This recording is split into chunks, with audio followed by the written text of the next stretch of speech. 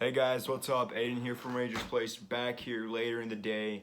Currently it's like 22. I'm from California, so we're fucking stupid on fucking time zones and shit. Anyways, y'all will probably be seeing this way later as I got shit to do after this, and then I'm gonna edit it tomorrow, and then just get it done. Anyways, what's up? We're back today. I'm gonna talk about, free agency, a couple of trades that I feel like the Rangers have made. And this is my honest opinions.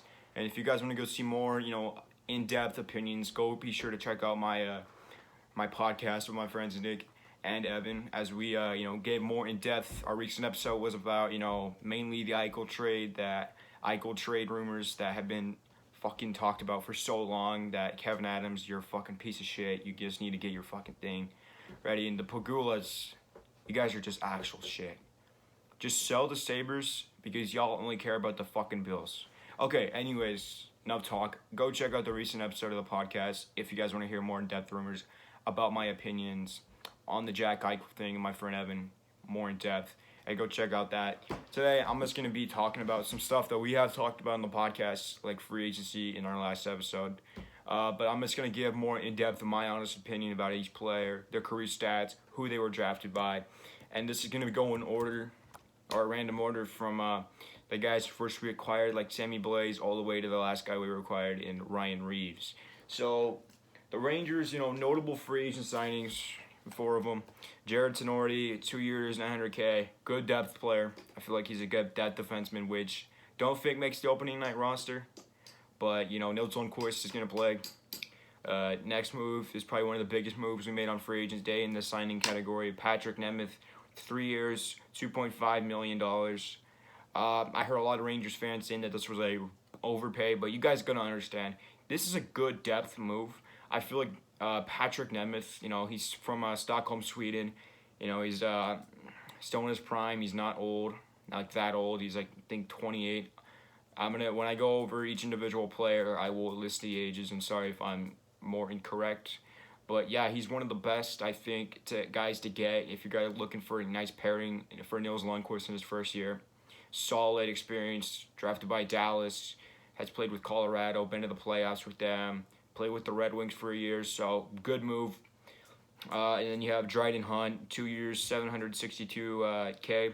I feel like Dryden Hunt, left winger, pure analytics move. I feel like a good move for the Rangers to add grit and depth. Do I feel like he makes the opening night roster? No, I feel like he'll come in when an injury happens, but that's it. And then the last move, which is one of the best moves, the return of Greg fucking McKegg. And if most of you guys coming from the Blueshirts Talk podcast know my old house, the Jack Johnson picture. If you guys watched the last episode, I suggested that I should have Greg McKegg as the next, Jack Johnson kind of thing to put it up because he's more of a meme player. But I'll consider it just, what you guys want. Anyways, I'm kidding. But yeah, I'm going to get started with free agency and all that stuff. And other news, Filipino was extended 2 years, $2.3 million. Good signing for him. Young, probably will be a part of that Jack Eichel deal once it fucking happens. Anyways, Ryan Reeves acquired for a 3rd-round pick. He was also extended for a year at $1.75 million. I feel like a good guy to get. He's tough, he's physical, and all that stuff. And then the Buchnevich trade, which I'll talk about right now. So Buchnevich was traded to the St. Louis Blues for Sammy Blais, left winger, and a 2nd-round pick. I forgot the year. I don't think it matters. But I see a lot of Rangers fans complaining about this move. I see a lot of them saying, hey, we could have got way more for it. I was one of those people at the start until you at least look more in depth, look why they did it. And you have to understand, this is a move for business. Pavel Buchnevich had a career season in shortened games. He was on top of everything. Panarin was out. Buchnevich was one of our top forwards. You have to understand that. But what he was asking for was a lot. He was asking for a long-term deal. I think I saw $6 million at the average annual value, and then 6 years, which, looking at a young team like us, I don't think that's going to happen. And obviously it didn't happen as he was traded. But yeah, he was demanding a lot, and the Rangers and Chris Drury was just not ready to give him that. So they traded him.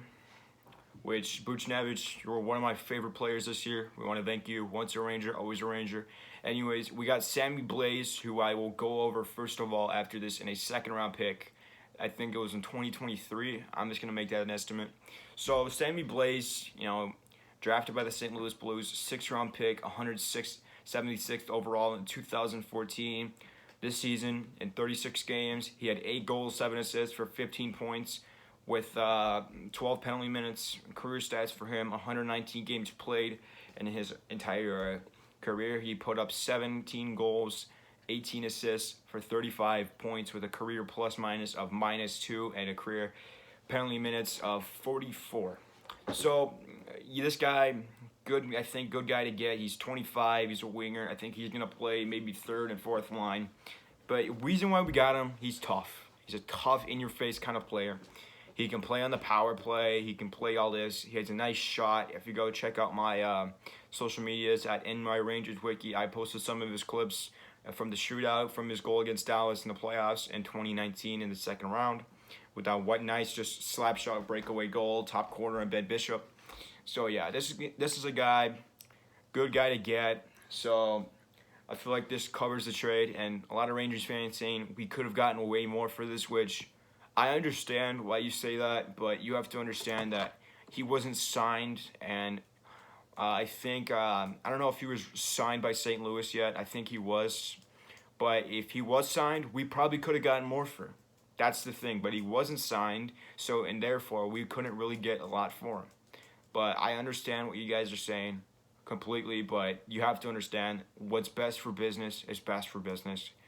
This is best for business because Pavel Buchnevich, as much as he was a great guy this year and a contributor to the Rangers nearly getting into the playoffs, which we would have been in the playoffs a normal year, key contributor, we wouldn't be a good team without him.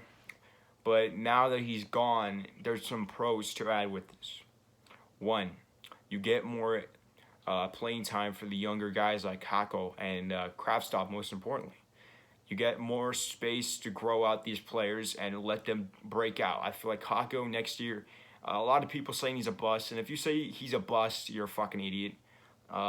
It's way too early to say, hey, this guy's a bust when he's really not played in a full season of hockey, a full 82 games, because every season that he's played so far, 1920, he was really struggling, I think.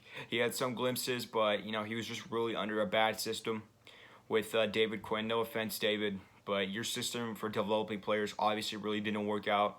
And now that we get Gerard Gallant, a guy who is one of his best traits is player development. Yeah, he's developed players like Aaron Ekblad, Jonathan Huberdeau, Alexander Barkov. To have a coach that's developed top players like those guys, and look where they're at now. And he's also developed players like William Karlsson, Shea Theodore, Jonathan Marchessault to becoming an amazing player. He's the reason why Vegas is so good right now. Inaugural season, we'll lead them straight to the Stanley Cup final. So this guy has experience. He knows what it takes to get all the way far into the playoffs, as he's done it before with the team in his first year. So that's it, right? But I feel like Kako, he broke out in defensive abilities. Take a look at his defensive attributes of last season. Amazing. One of the best defensive wingers in the league, in my opinion, last season. But this season, I feel like he's going to break out in both more in defensive abilities and way more in offensive abilities, as we have a coach, as I just said, is really good with player development. Also, Alexis Lafreniere, I believe, will break out next season. If you took a look from his first, couple games after his, first goal, he trailed with a 1 point for a little bit, and then right around February, Alexis Lafreniere broke out. I remember seeing that goal against Washington he had when he was playing on the top line with Panarin, Zibanejad. I feel like that's really good for him. I feel like next season Lafreniere is going to play on that first line because I believe that he, with what he proved last season, with his skating after the second half of the season, because the first half of the season, I think a lot of guys were struggling. Zibanejad was on this cold streak. We were just not really in it. Panarin was on a streak as well. We really was not the best, but then they got in it. They got in. They started, putting up points. Panarin came back to his normal, self. And led the team in points, 58 this season. So really good for him. But this season, was really cut short. No training camp, no preseason.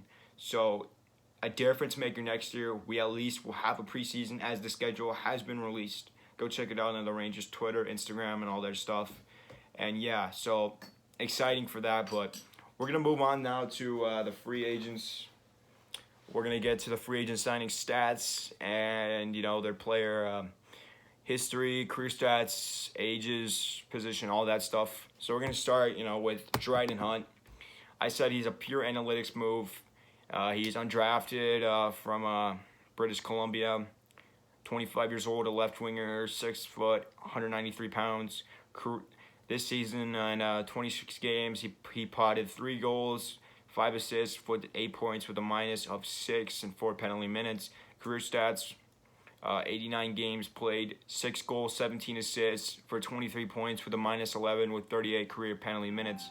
I feel like this is like a pure analytics move by Chris Drury.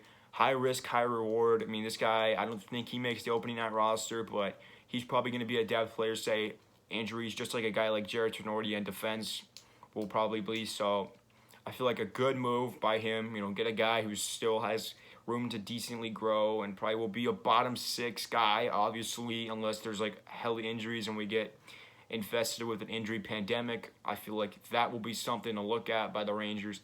But we'll move on to Patrick Nemeth. I feel like this is one of the best signings they made out of the entire free agency for the Rangers. This is a guy drafted by Dallas in the second round of 2010, 41st overall. He's been a long time NHL player, started with Dallas, and then traded to, I don't know if he was traded or signed by Colorado. Obviously, I think he was traded. Longtime Colorado Avalanche, and then went to the Detroit Red Wings, and then later traded back to the Avalanche, recent trade deadline this season. So I believe a good signing by the Rangers and one of the best guys to get if you're looking to pair a guy up with a rookie defenseman. So both Swedish guys, 29 years old, 6'3", 228 pounds. Career stats, we'll get into that in a second. This season, in 53 games played between the Red Wings and Avalanche, he potted 3 goals, 7 assists for 10 points total with a +5 and a total of 20 penalty minutes. Career stats, 266 games played, 8 goals, 50 assists, and for a career points of 58 with the +19 career stats with 182 penalty minutes. I feel like this is a good guy. He's described as a stay-at-home defenseman, which I think describes him well. Two-way stay-at-home defender. Obviously, a good guy to get. I feel like great guy to get. So, as I just said, anyways, we'll move on to Jared Tenorti. I feel like a good depth move. He was recently drafted in 2010 by Montreal, first round, 22nd overall. He is 6'6", 205 pounds, 29 years of age. This season with the Boston Bruins, he had 21 games played with 1 point out of the entire thing with a -6 and 11 penalty minutes. Just like Nemeth, more of a stay-at-home guy that's good in defensive attributes. And a notable thing this season before I get into career stats, decking the fuck out of Tom Wilson. So if you come from the wiki, NY Rangers wiki, I'll leave it in a bio. You'll probably seen the recent thing I posted of the Shields triple powerbomb that Blaze Goodrow and Reeves are going to do. I feel like that's more, but I'm excited for it. And career stats for him, for Jared Tenorti, 102 games played, 1 goal, 11 assists for a career points of 12 with a career plus-minus of a -14 and career penalty minutes of 123. So I think a good depth guy that's probably going to start out in the AHL and then move his way in, say injury will happen, which injuries happen every year. So, and then the return of Greg fucking McKegg. We're going to get into this video, kind of long, but it'll end soon. Greg McKegg, 2010. A lot of these guys were drafted in 2010. So, third round picked up their 62nd overall by the Toronto Maple Leafs. Well, I don't really think he's proved himself as a third rounder, but it doesn't matter. McKegg is 6 foot, 194 pounds, 29 years of age, position as a center. This season with the Boston Bruins, he played 5 games, potted 1 goal for 1 point all season with a plus minus this season of -3. Career stats for him: 190 games played with career goals 19, career assists 15, and career points total 34. Career plus minus with a -13 and a career penalty minutes of 59. So decent signing. He's played with us before for a season, but I feel like the Rangers already have depth answered, and they already have a guy like Kevin Rooney, say someone gets injured and move up. So I think McKay will probably move in, say a couple injuries happen, but he's probably going to play in the AHL. So good signing for depth, but I don't think he fits in the opening night roster. So nope. And then the big guy that the Rangers got, in my opinion, Ryan fucking Reeves, buddy. Great guy. Great guy. You know, before I get into everything he's done, the Rangers, now that, you know, they've gotten all out of the things that they've addressed, like depth and depth on defense and physical toughness and depth on forward, as I just said, I feel like if you want to win, you have to have guys who are physical, get in your face kind of players, and Ryan Reeves is one of the best guys to get. He's been to the playoffs with the Golden Knights, the Penguins. He's a tough player. He's fucking 937 career penalty minutes, but I don't think he's not going to be known for putting up goals. He's going to be known for laying hits. I remember when on a story that he said every time he touched the puck or laid a hit, the crowd would chant his name and cheer. So imagine what he's going to do on opening night at the Capital One Arena. I think he's going to fucking go after Tom Wilson. Tom Wilson, I doubt you fucking see this, buddy, but you better watch your ass. Anyways, doesn't matter. This season with the Vegas Golden Knights, he played 37 games and potted 1 goal, 4 assists for a career this season of 5 points with a plus minus of 0 with penalty minutes this season, 27. He's played, out of everyone that I've said that we've signed, he's played the most games. 686 games played with career goals of 49, so he's going to pot 50 this season. Career assists of 52, career points total 101, and a career plus minus of a -15. Career penalty minutes 937. So maybe it's 1,000 this season, NHL record maybe. Anyways, yeah. So those are all the guys that we've notably got and acquired this season. I think Chris Drury, he's being called a sham GM, a shit GM. Look, he's not. He's doing a lot of the right things by addressing the players and addressing what we need. Depth, physical toughness on the forwards, depth on defense. So he's made a lot of good moves, like the Lindgren signing, hiring Gerard fucking Gallant, which I've seen a lot of Rangers fans saying that they regret seeing Jeff Gorton go, which if Jeff Gorton was still the GM, I doubt he'd do any of this. So props to Chris Drury. This is all the Drury plan. And next season, I think the Rangers are going to be a team to watch. So I'm excited. This is the first episode of Rangers Place. Thank you guys for watching. If you guys watched this entire fucking thing, be sure to go follow the socials, link in bio. Go check out the podcast, Blueshirts Talk, on Spotify, YouTube, and Apple Music, many more. Anyway, see you guys. Have a good one.